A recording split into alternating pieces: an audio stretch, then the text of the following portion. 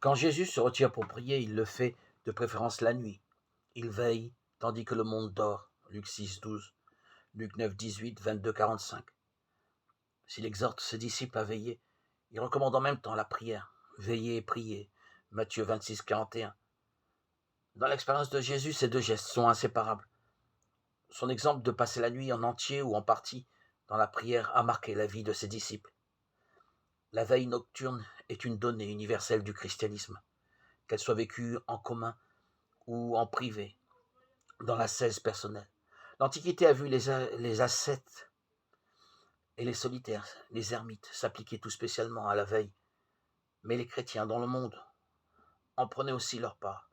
Au IIe siècle, par exemple, certains chrétiens se levaient de leur lit durant la nuit et rendaient grâce à Dieu. Heureux ceux qui veillent pour lui. Ils ressemblent aux anges que nous appelons veilleurs.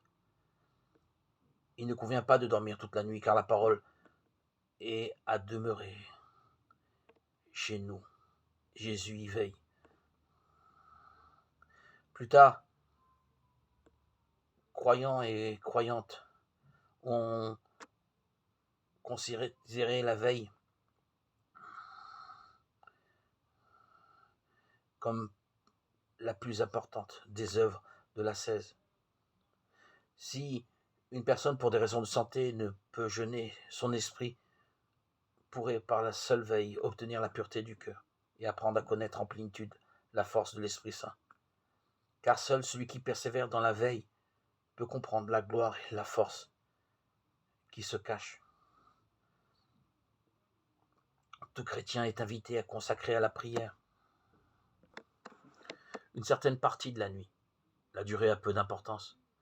Même une très courte veille, qui consiste à se coucher un peu plus tard ou à se lever un peu plus tôt, est l'œuvre de l'Esprit Saint en nous et peut produire un fruit de prière.